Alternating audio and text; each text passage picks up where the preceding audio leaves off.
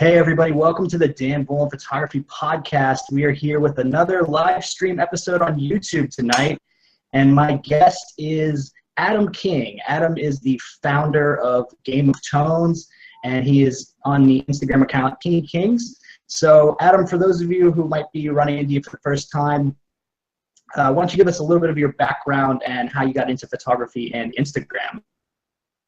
Yo, what's up everyone? Thanks for watching. So how I got into photography, let's see.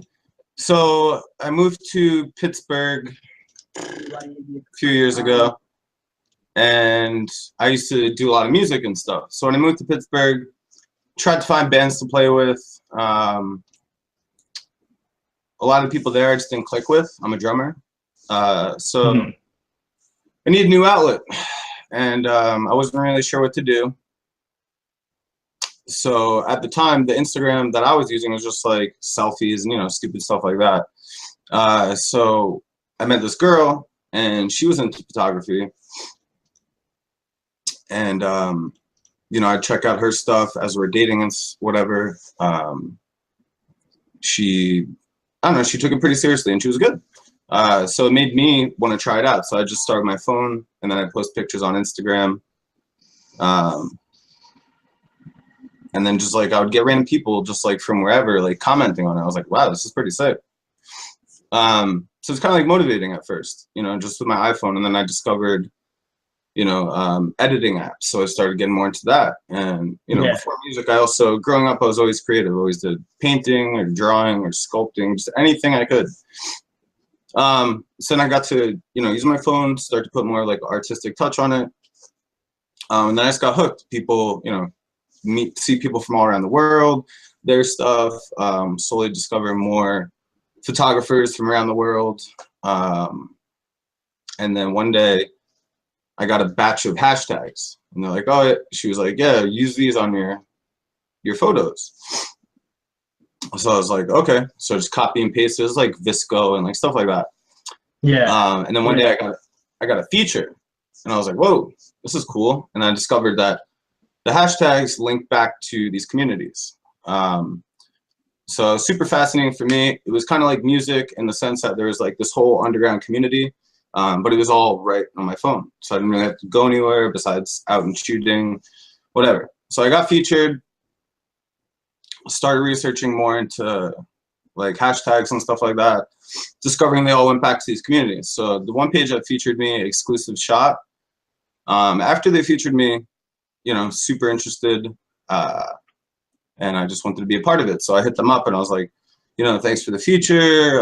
This is really cool. You know, how can I be involved? Can I be on your team? Like, how does this work? So they let me be on the team. And, you know, during that whole process is when I was still using my iPhone and just like learning like different lighting things to do, composition, symmetry, you know, all that stuff just as I went. So it's a fun learning experience. And then, so that's pretty much how I got into it. So, I mean, growing up also, my father was a photographer. So he used to do a lot of portraits. He did a lot of like underwater, all sorts of stuff like that. So I was always around it, but I was just never really into it. I was more into like music and stuff like that. But yeah, so pretty much moving to Pittsburgh is when I started doing more photo. That's awesome. So like what prompted the move to Pittsburgh? Because you were in New York at one point, right? Yeah. So it's a good question. So pretty much my situation, my living situation, there were some issues with it, like nothing crazy. But it was either move back to my parents or figure something else out. So my cousin got word of the situation. He lived in Pittsburgh, and he invited me out to come try it out. So, I mean, I've lived all over. I lived in Boston for a little bit, London for a little bit, did a couple touring, national tours with some bands. So traveling is always something that was like something I love to do. And it just, every time I did it, I just learned something new, put myself out there. And yeah, that's pretty much how, you know, I got over to Pittsburgh. So I moved in with my cousin, got on my feet, and then yeah, started doing my own thing. That's awesome. So at what point did you transition from shooting with your phone to like shooting with an actual digital camera? Let's see. Wait, hold on one second. I'm just trying to see. How do I see the chat? I'm watching now. Oh, here we go. Okay, yeah. Sorry. So from phone to a camera. Good question. So let's see. After about a year of using my phone, I was like, I don't see myself stopping photography at all. I'm just gonna keep going. So I decided to make the decision to get a Sony. So it was a Sony A6000 was my first camera. And I remember it was like right around, I think it was like late December 2016, I want to say. So yeah, I went with Sony. I heard a lot of good things about them. Affordable. You know, I was still in this place where it's like, I knew in the back of my head I was going to do photography for a long time, but I just wasn't, you know, trying to make a huge financial commitment. I don't know why, but yeah, so that's pretty much when I made that decision, knowing that I'm not stopping, you know, and during this whole time I was doing a game of tones, so I just always wanted to get better, and I knew, you know, I would need to get an actual camera to be better. So yeah, that's awesome. Yeah, that's actually still the camera that I use, the A6000. And that was like one of the first, well, it was the first mirrorless camera. I had like a Canon, like an older Canon DSLR, but I've switched to the A6000 and never looked back. It's like such a fantastic camera, especially if you don't have a lot of money to spend. Yeah, no, it's a great camera. For a crop sensor, I mean, and if you're just posting on Instagram too, if you're not really using it for print or anything, gets the job done. So that's awesome. So you mentioned you were doing some stuff with Exclusive Shot. So at what point did you start Game of Tones, and like what prompted you to start that page and try to build that community? So I think it was, I want to say like February 2016. So 2015, like late 2015 is when I got the feature and I joined their team. And then I would always like tell them ideas or stuff like that that I wanted to do.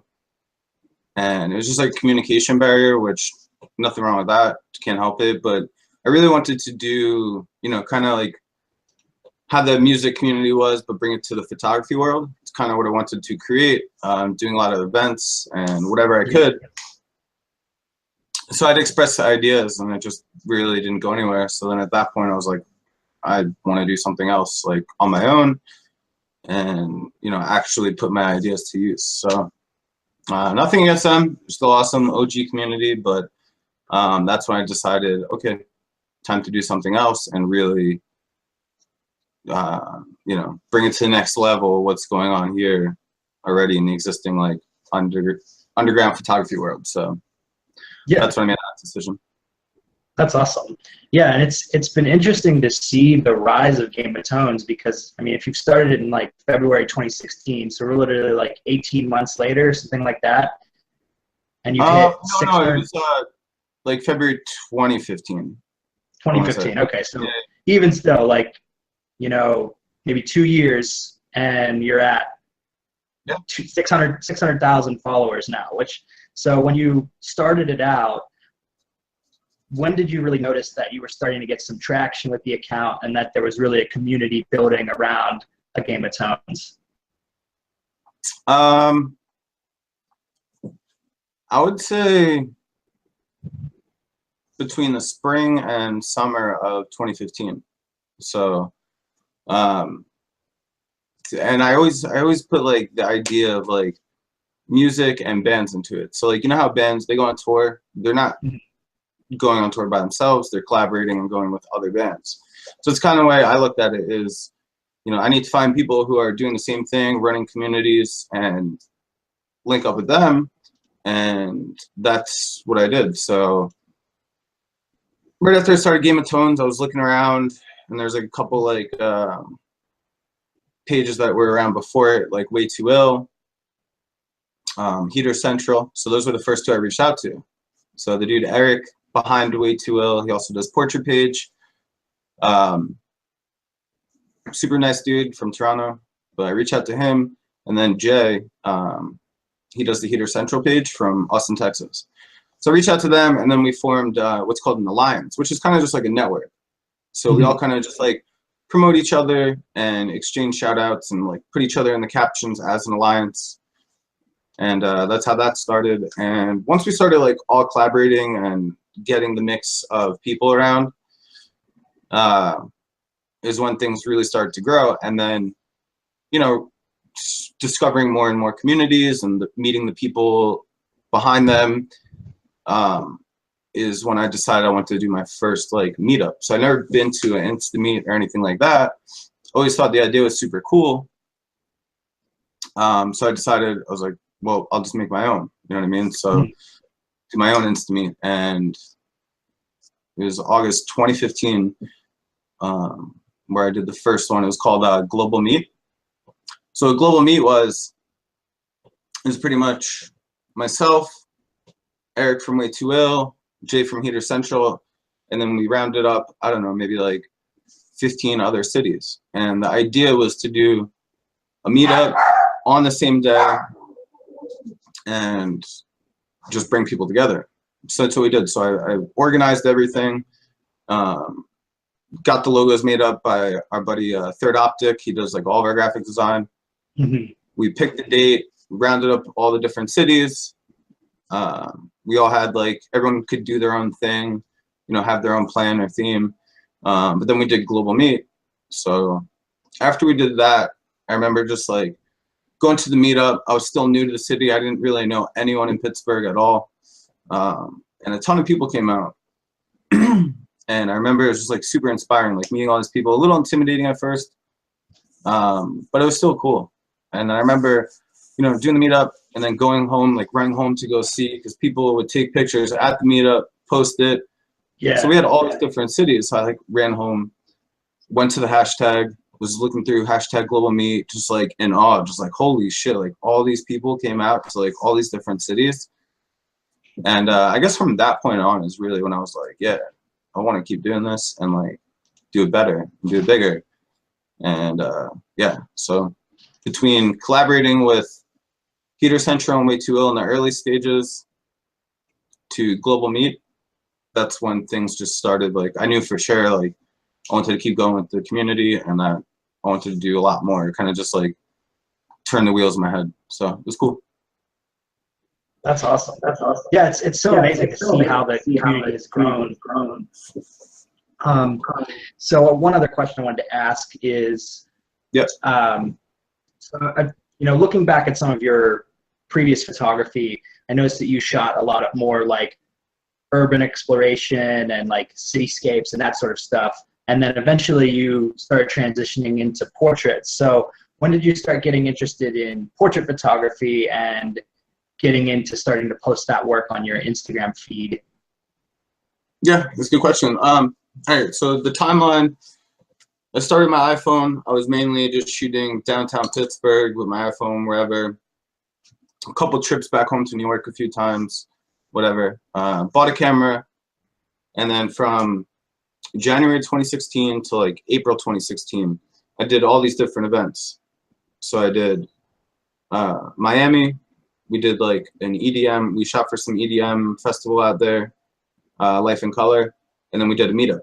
And then we did another meetup in New York, another one in Toronto, San Francisco, and then the traveling, like we didn't have anything else set up. So that ended at like April. So like we did all these travels. I shot a bunch of landscapes, and then I was back in Pittsburgh. Didn't have anything planned. I was like, you know, I don't want to continue to shoot Pittsburgh over and over and over. You know, there's only so many angles from the city you can get. There's only so many, you know, symmetry shots or just anything like that, lookups, all that stuff. So I was like, I need a new challenge. So I wanted to start getting into, that's when I was like, yeah, I want to start shooting people. And like right around that time, it was really funny actually. So this one guy left a comment on one of my photos, and he's like, it was super random. He's like, yo, where you at? And I replied, I was like, yo, I'm in the club, bottle full of Bob, just something like troll. And then, yeah, it was ridiculous. And then he's like, yo, I want to work with you. And I'm like, all right, DM me. So he DM'd me and he's like, yo, I'm doing this power shoot for my clothing brand out in Phoenix. He's like, I want you there, blah, blah, blah. And like, mind you, like I barely shot any portraits before this. So like, he just like kind of believed in me and my vision and my skills set to like bring me out there, and not knowing that I didn't really know what the hell I was doing. So all I did, so I was just like, I've never met this guy in my life, super random. And I was like, shit, it's an opportunity. I get to go to Phoenix. So I was like, I told him, all right, so if you got me plane tickets, I got a 50mm, went out there, shot like all the random, I wouldn't even call them models. I mean, I guess they're kind of whatever, some of them, whatever. And then shot them, and then I got back to Pittsburgh. So I did that. And like from that point on is when I just like started, I was like, all right, back here, I'm not, you know, I'm not shooting city anymore. I just want to shoot portraits. So that's kind of when that all happened. So I was just pretty much bored of shooting Pittsburgh. I got invited to do some cower shoot, which kind of just like really, like I shot a ton of people, like endless shots that day, and it kind of just put me in the rhythm. I was like, all right, this is what I'm gonna do now. So, Awesome. and it's just yeah, that line of work, it just tells way more of a story. So it's just what I liked about it the most. Yeah. Yeah. So I guess that was the question I was going to ask. So what is it, I guess, about portraiture that you feel tells more of a story, or what is it that sort of elicits the emotions for you more than, say, you know, a picture of like the Clementi Bridge in Pittsburgh? Right. Yeah. So once you start getting into portraiture, it's like a whole different world. I mean, number one, it's a whole new challenge. So I always love challenging myself, so that's always cool. But it has to be, yeah, like the storytelling aspect. So like the emotion that the model can convey. The experience is really cool too, you know, meeting a ton of new people, a ton of new faces, you know, getting a lot more work from it. But overall, it has to be, my favorite part is like the emotion behind it.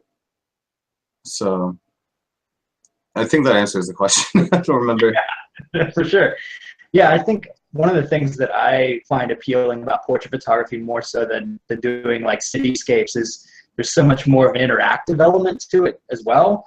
Like you feel like you are creating something with another person, as opposed to if you're just, you know, shooting a photo of a building or a landscape or something. Like, you know, the building doesn't care that you took a nice photo of it. But like, yeah, if you shoot a really nice portrait of another person, like a lot of times they're going to really appreciate that.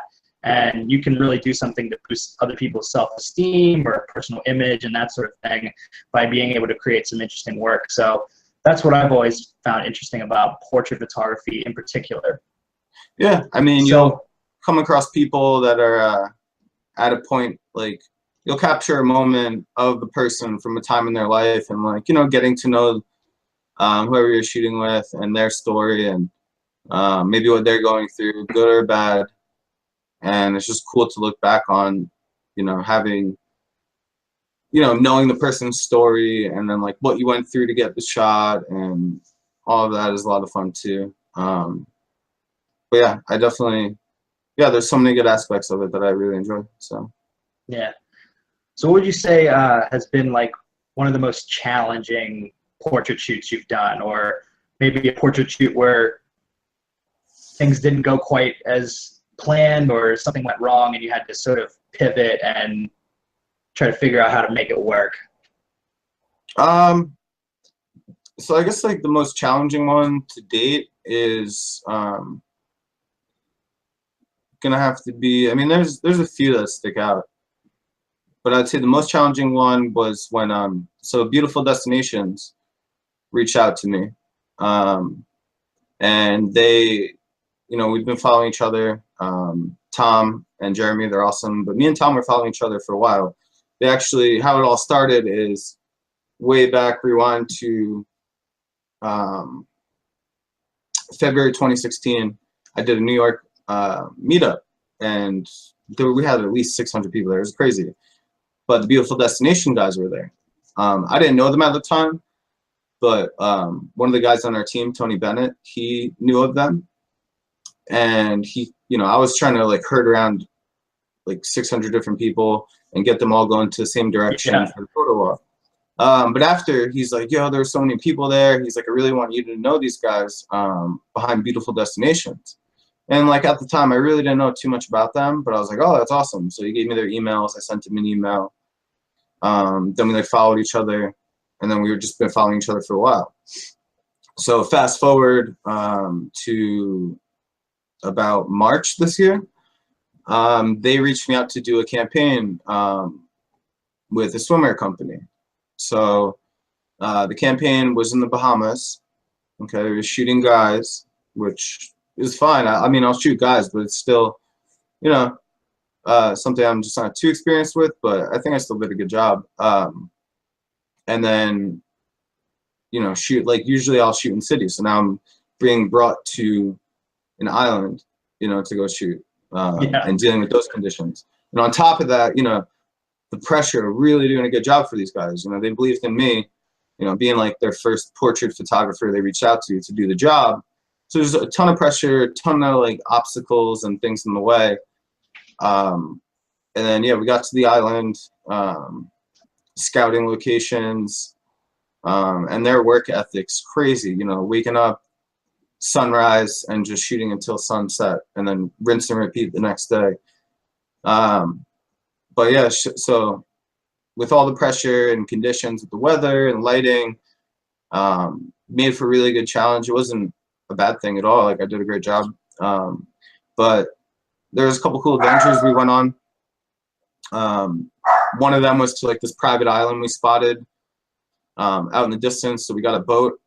We went to the private island, and we had to like throw all of our gear on the top of like this surfboard, and then like floating in the water, bring the gear to the island, get it off the surfboard. And we went and shot around on the island for a little bit.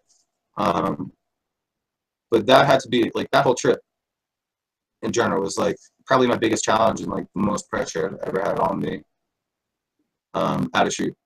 And, you know, super humbling experience. Like, all right, we are back in the game. So you were telling us about your experience shooting with Beautiful Destinations, and their one Instagram page that's been able to build a massive following and get noticed.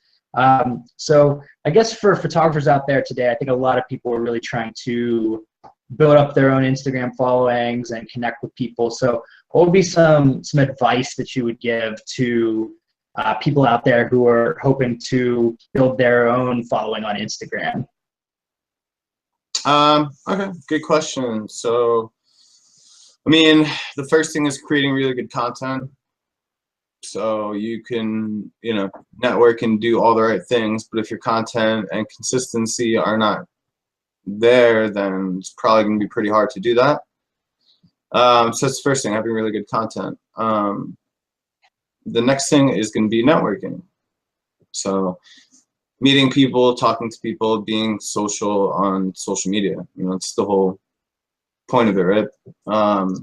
And, you know, there's all different niches of, you know, people on social media, whether it's photography or modeling or blogging or fitness or this or food, or, you know, there's all different things. But most of them have, you know, I guess you can call it a feature page where your work will get highlighted. It's going to be probably one of the bigger ways to grow, is to get your work on display there. You know, granted, they have a good following and good support. You know, getting your work featured there will help a ton with your following, networking, getting to know people. That's going to be another way. Yeah, I mean, those are probably the two biggest things: having really good content and understanding how to network, and you know, whether it's a feature page or whatever, somewhere where your work can be displayed and recognized. And I think that will really help a lot. So yeah, that's awesome. So like What are some of the tips that like you would give to people, like maybe some actions not to do? Because I'm sure like following like, Game of Tones, you probably experience getting spam from people, or people, asking to be featured, or like sending you DMs and stuff. So like, what are some like things you would recommend not doing to sort of anti-network? Yeah, that's a good question. I mean, as far as like from a feature page and like getting your work displayed there, a lot of them, there's people behind the brands. So, getting to know the people behind the brands, whatever. Things not to do though would be like leaving comments just saying feature me, or just being blatant. Like you want to be,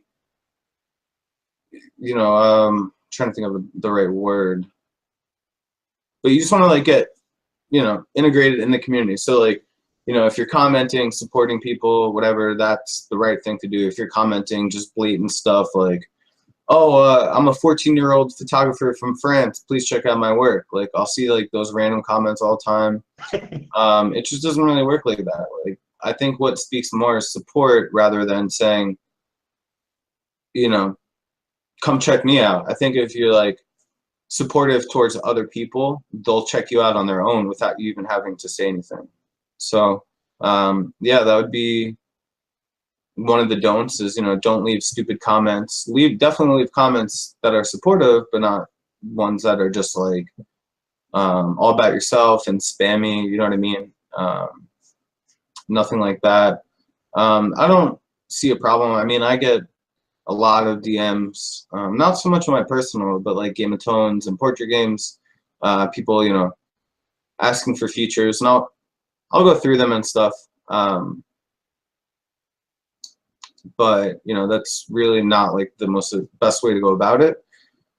Another thing would be not following people back, like especially in the early game. Like if you are just starting off, like when I just started off, I followed everyone back, or for the most part at least, just to like build up a base. And then like as time goes on, you put out better work, you'll be getting people following you from all over the place. But yeah, don't be scared to follow people back, even if their work's not the best, like still can be supportive.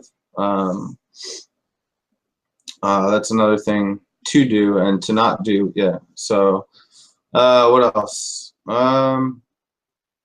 What are maybe some tips for like if you're going to a photography meetup or some like in-person event, like some networking advice for that? Yeah, I mean, just go around and introduce yourself to people. Don't I mean, I would say, yeah, go around, talk, just try and talk to people, get in a conversation, introduce yourself, get their name, get a little notepad out on your phone, type out their Instagram. You're not going to sit there and follow every person you meet, but it's good to have like a list of, who you met, things like that. Maybe posting pictures from the event, to depending on if there's like a contest or something involved with it. Yeah, just stuff like that. Just pretty much going around and trying to meet every single person you can, and like don't be scared, don't hold back. Like everyone's all doing the same thing, and you might make some new friends that you can shoot with at a later time, or you just never know. So yeah, I think that's great. And I think like one of the things that I see people making mistakes in terms of networking is if they're talking to people, they make it a lot about themselves. One tip that I found useful is like trying to get the other, like asking questions of the other person, trying to get the other person talking about themselves. And it helps to just sort of like build some rapport with people. Yeah, I agree. Definitely want to get to know people and not just sit there and be like, oh, I shoot with this. Oh, I do this. Me, me, me. You definitely want to get to understand what other people are doing too.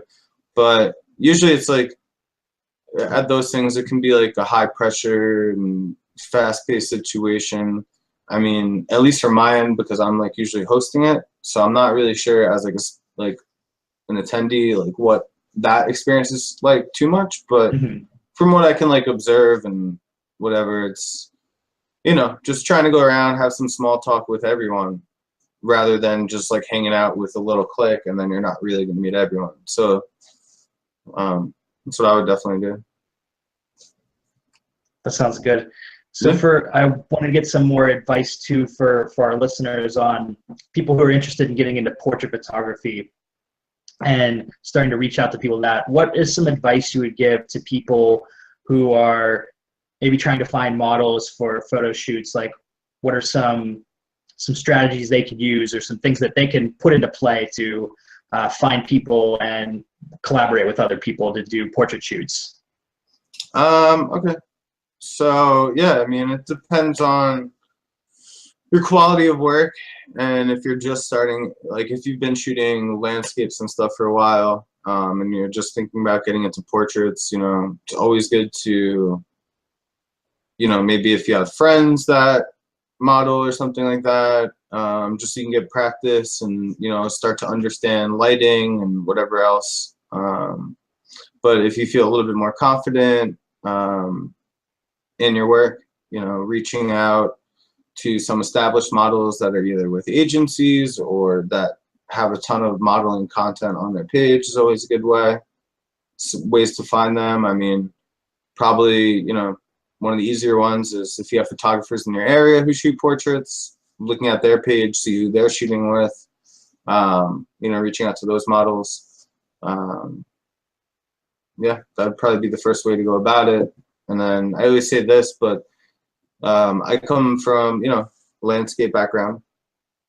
So going into portraits, I needed to find, especially for like my audience on social media, I need to find a way that I can introduce portraits, but in a way where it still makes sense to what I was doing before. So I would pretty much ask a model to shoot. I'd go to an old location where I would shoot cityscape or landscapes, and then just add a subject matter. And then that, you know, it still has that like atmosphere and cityscape vibe, but you're also adding a person to it. So it makes it a little bit the same style that you were doing, but, you know, now it's a portrait, so. That's awesome. Yep. So I wanted to talk a little bit too about your projects that you're working on now with some of the workshops and things that you're offering. So you recently, in collaboration with some other folks, you started a group called the ARTYSTS, right? Or is it ARTYSTS or ARTYSTS? I couldn't. ARTYSTS. ARTYSTS. Yeah. Okay. Yeah. So you guys started doing like online trainings and then like in-person workshops. Can you just tell a little bit about like how that came to be, and what are some of the things that you're doing with that group right now? Okay. So yeah, the ARTYSTS is going to be myself, so Agameoftones, Portrait Games, The Imaged, and Heater Central.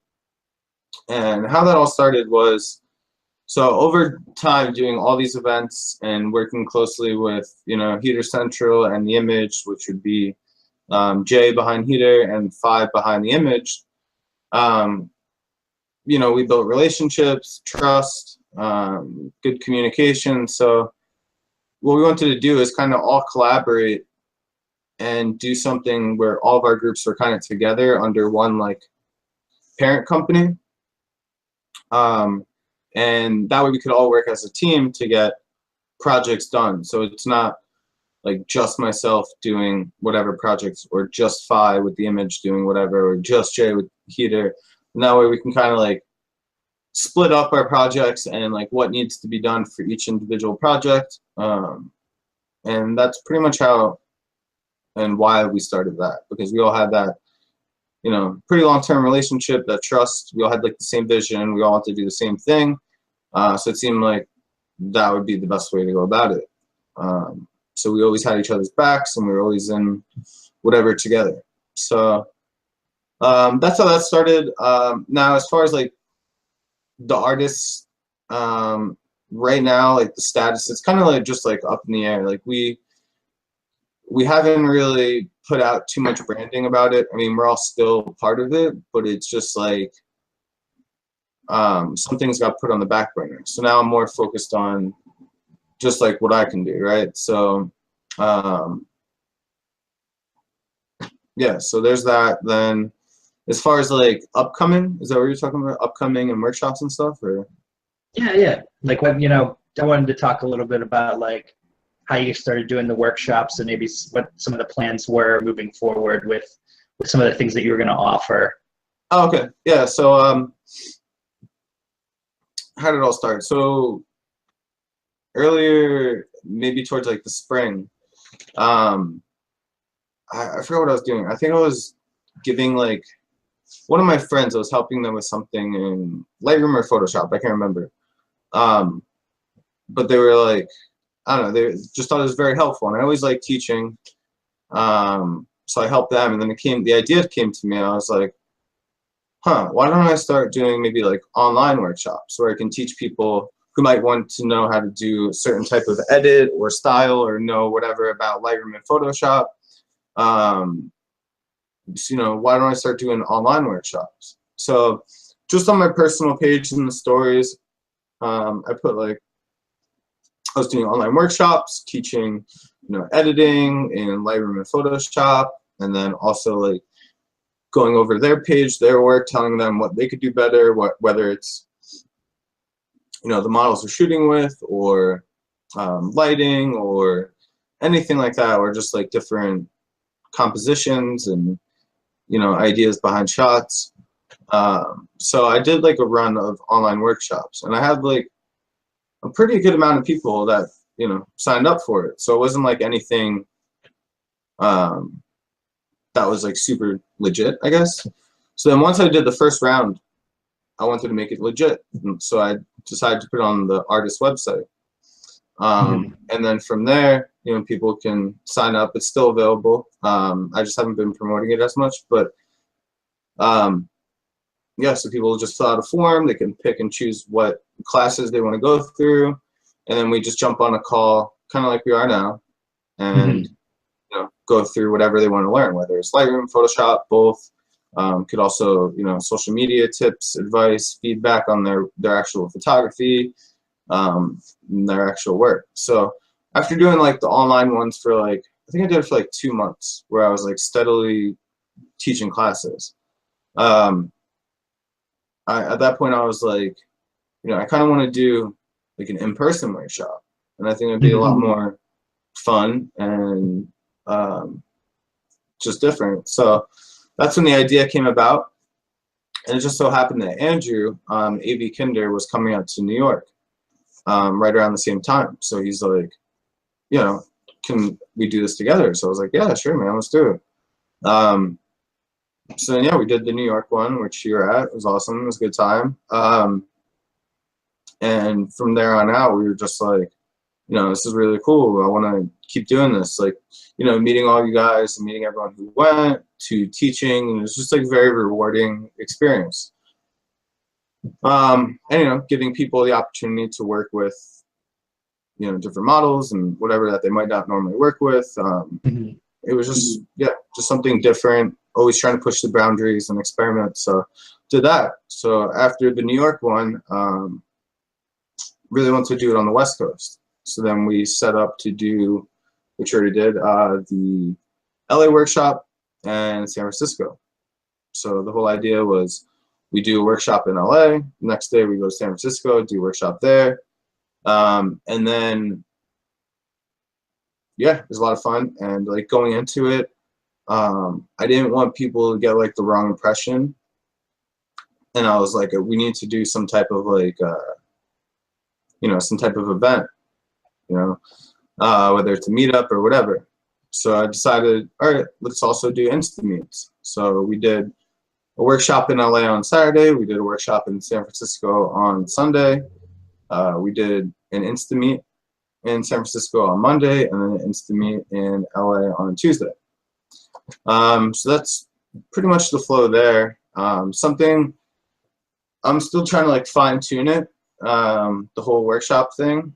And like I have a couple ideas coming up for a new New York City workshop, and then something kind of similar. I don't really want to get into too much detail, but you'll see soon enough. Kind of like a workshop, but yeah, it's a work in progress. I'll get there though. Just like in the early stages of setting up the next thing. So yeah, so it sounds like what was that experience like doing 2 workshops and 2 Insta-meets in like 4 days? It was crazy. It's freaking exhausting, honestly. It was a lot of fun, but yeah, we were dead. So LA was just hot, and yeah, I mean, we did LA, long day, hopped in the car. We had our friend with us too. He did video the whole time, Brennan. And yeah, and then San Francisco, we got there like barely any sleep. Then we met up with Jude Allen, and then we did the workshop out there. Still a little sketchy, you know, a little tired. And then we stayed in San Francisco that night, and then did the Insta-meet, which was a lot more chill. Like, it wasn't, you know, running around and like trying to like process all these things at once and making sure everyone's good and like trying to help in any way that I can. Yeah, and we did the Insta-meets and then drove back to LA and still just like beat. And then I remember when we were just like the last like 20 minutes of the LA Insta-meet, I was just like, man, I am spent. But looking back, like, it was a great experience. I learned a lot. And I definitely probably spread out the next ones a little bit more if I did something so close. So that sounds good. So do you, over the next, say, like year or so, do you think you'll be doing more workshops, more like portrait photography workshops in other cities around the country, maybe hitting the coasts again? What are some of your plans moving forward that you're willing to share? Yeah, so as far, yeah, I'll be doing another New York City one coming up probably towards the, I want to say maybe like the end of September, early October. So there's that. Then the other concept, I don't want to really share too much, but you'll see soon enough. It's kind of similar to a workshop, but a little bit different. And then I'm also in the plans of like the early stages of Global Meet 3. So remember how I told you I did Global Meet, the first one, like August 2015. Then we did a second one like a few months later. And then it kind of just went to the back burner. And then I was looking at it a few weeks ago, like, wow, this is like really unique. I want to do it again. So then just like something sparked in my head. And I was like, all right, well, Global Meet 3. I know a million more people now, a million more communities. So let's just make this like massive and make it a lot of fun for everyone. So Global Meet 3, it's going to be like the official promo and everything within like the next week or two. It'll be right around like Halloween, and it'll be in a ton of cities, like at least 40, I want to say. That's So wow. Yeah, it's been a lot of like communication back and forth with people, but overall, we got that, and then just kind of I know I want to do something charity around the holidays, so planning something out there. And I mean, now that I'm closer to New York City, you know, there's a lot of things I want to do down there and set up for the city, you know, as a community that I'm working on. And I don't really have too much I could share just yet, but yeah, so it'll be a lot of the same and some new concepts coming up. And as far as like workshops in other cities, one idea that I might do is getting people to actually, so like, let's say you wanted to do a workshop in Boston, then it would be, you know, under Game of Tones and Portrait Games, but you would be hosting it. Something like kind of like outsourcing the workshop, so we give other people a chance that I can trust and I know would do a good job to, you know, host their own workshop. So yeah, just I'm always working on a million things. Another thing that is like in the works is merch, so like clothing, apparel, stuff like that. Possibly a podcast of some kind. Who knows? Just always trying to like experiment and do different things. So we shall see. That's awesome. All right, so we're getting up close to an hour here. So I just want to ask you a couple more questions.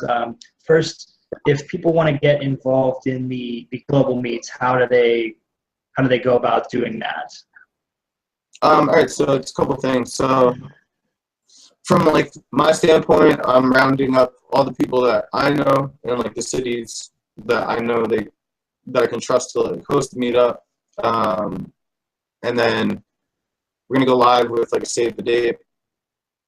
And there'll also be, you know, if there's a city that's not on there and someone wants to host it, there'll also be like an application. So then they can fill it out, put in their city, and apply. And then like I'll review the person, their experience, whatever, and we can add them to the list. I just don't want it to be like, I want to keep it not too exclusive, but exclusive enough that it's like special and unique. It's not like, you know, something that I just don't want people to go and have a bad experience. I want people that are hosting it like know what they're doing and know how to provide a good experience. And like I've set people up to, you know, make sure that that will happen. I mean, I can't guarantee for every single one, but yeah. So in order, there'll be like an application and stuff that people can apply. So that's awesome. All right, so before we wrap up here, where can people find you and get in touch with you on social media? Where's the best place? Yeah, so my personal Kingy Kings, so KINGY_KINGS. People always mess that up. I have, you know, King of Queens. Yeah, people always mess it up. And then you know, Game of Tones. So on Instagram, AGameoftones, or Portrait Games. DMs get super flooded, so hitting me up with my personal is probably good, or an email is really good because it's very hard to filter through the hundreds across the board. And usually like email is going to be the best way to come about that. So all right, awesome. Well, thank you so much for coming onto the podcast tonight. It's been very interesting to sort of dive into your experience building Game of Tones, and I'm really excited to see what happens with the workshops. And I want to thank all of the people who tuned in tonight. This has been another episode of the Dan Bullman Photography Podcast. We'll see you soon. Peace. See ya.